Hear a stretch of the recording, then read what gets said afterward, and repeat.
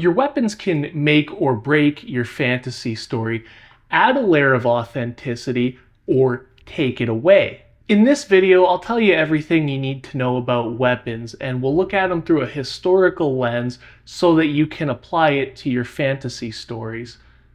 The first thing to think about is that metal has always been very expensive to produce, quite cost prohibitive, as a matter of fact. A normal person would not be able to afford a sword by any stretch of the imagination. A lot of the times in history, people would spend like a month or two's worth of wages on a single purple cloak, and it wasn't even a good shade of purple. It was like the knockoff bargain brand shade of purple. So that's the kind of economy that real life had. I don't suggest you make an entirely accurate to life economy unless you're going for something really dark and gritty, of course. But let that inform what I'm going to say for the next stuff coming ahead. A sword is made almost entirely out of metal, and it would have been, you would have to work it as an expert. You can't just go to a normal guy and expect a really, really good sword. So a sword, if a cloak costs you like 2 months worth of wages in a lot of periods of history, think about how much a sword's going to cost you. That's the kind of reason why they get passed down from generation to generation and they're like a prized possession. So throughout history, what we actually see is more of a focus on things like maces, spears, axes, and different types of pole arms. The kind of thing where it's mostly wood, wooden handle or haft, with a bit of metal, just enough metal to make it actually functional and feasible as a weapon. The reason why Vikings used axes is because more often than not, they were actually using their literal farm tools that they went raiding with. And armies were really based around the use of the spear throughout history. Why is that?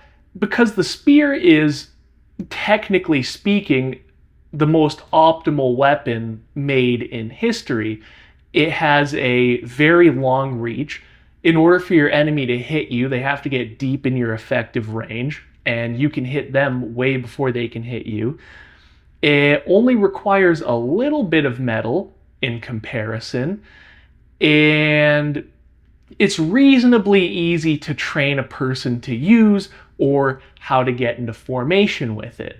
Swords, on the other hand, they take up 1.5 tons of metal, and they've got a very short range in comparison. And that's the kind of thing you want to keep in mind when you're creating your fantasy world. The choices you make with your weapons really do influence the feeling you get. Do you want a darker, grittier feel where people are actually struggling for their lives, as in just trying to make it in the world, where towns and villages feel like they're only a half a step away from wilderness? Do you want the feel of an authentic, historically accurate battle with proper tactics and equipment? Or are you going for that high fantasy feeling where everybody has plate armor and swords? All three of those are legitimate options, and whatever you decide is up to you. But the way that you make your world is what really sells the feeling, and a big part of that is what the weapons are and how you use them. When it comes to daggers, there are a few kinds, right? You got the classic sort of battle knife type of thing you think of. You have like an Italian stiletto where it's long and thin, but it's still quite dagger-like. And then you have something called the rondel, where it's like a really long spike with a flat pommel on the end of the handle. And basically what that was used for, it really was a purpose-made spike. It was for ramming in through chainmail, ring mail, gambesons, stuff like that. And it would be long enough that it would pop out the other side of the guy. And if you weren't able to get through the armor, the flat pommel was so that you could punch the flat pommel and actually force it through. In certain time periods, people who were career soldiers or very wealthy, they did sometimes have an attendant that would carry around their weapons. Now, like I said, does depend on the time period, does depend on the country, but it is reasonably accurate to have somebody of means having their weapons sort of ferried around for them and held by somebody else. Regular people would, like Vikings, tend to use whatever they had at hand, which was usually repurposed farm tools. And a good example of this is, like, if you think about classic Japanese martial arts weapons like the sai, kama, tonfas, those were all used on the farm originally, and they were repurposed and made different over time. A good thing about weapons like that too is you can just walk around with them plainly visible, and people aren't going to, give you a hard time if there's some form of weapons ban. Maybe that's something you want to consider for your fantasy story. When it comes to actual purpose-made weapons, they tend to have a lot more nuance than people realize initially. There were spears in Greece that were thicker toward the back and thinner at the end so that the warrior could hold the spear very close to the back and they'd still be holding it by their center of gravity, right? The weight behind their hand, if it's thicker over here, is equal to the longer part of the spear in front of them if it's thinner. And the value behind that was basically you can have better range, right? You don't have to hold your spear in the middle if it's weighted and balanced like that. You can hold it pretty close to the end, still maneuver it pretty well though, because a lot of maneuvering is based on weight distribution with weapons. And you can be further away while still being effective. Another benefit is if you're in a really tight formation, you got somebody behind you, you don't have very much spear coming over your shoulder this way, threatening to poke the guy behind you in the eye. It's all in front of you, threatening to poke the enemy in the eye.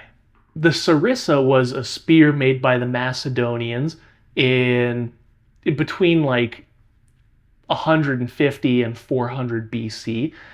It would pretty often be up to 20 feet long and sometimes even more. The way they'd use them in formation is they'd hold them straight out and they'd have them butted up against the ground in the back to support it, and they'd hold it right out. And the formation, the very front of the formation, would just be 20-foot spears poking out straight ahead with spear tips. And then the line behind them would hold their spear a little bit higher. The line behind that would hold the spear a little bit higher. And then, eventually you get a few lines back and everybody's just holding their 20-foot spears on the ground with the butt of the spear and the point straight up. Now imagine you're riding on an army with 20-foot spears reaching up into the sky, and the front is pointing an absolute wall of 20-foot spears at you on every angle, right? Like 45 degree, 80 degree, 60 degree, straight out ahead of them. There's no angle you can get in, and in order to actually make contact with this army and fight, you have to get through 20 feet worth of dozens of spears. And then you're in the effective range of their other weapons, and you haven't even gotten into your effective range yet. So why do I tell you this, and how does it circle back to fantasy? When it comes to fantasy weapons, if you're coming up with something original and making something yourself, there tends to be a compulsion to come up with the most crazy and wild and outlandish thing you can. If you're not careful, it can make things feel pretty convoluted, but there is a right way to do it. history, and by extension reality, is already super fantastical and gives you a great base to be creative with.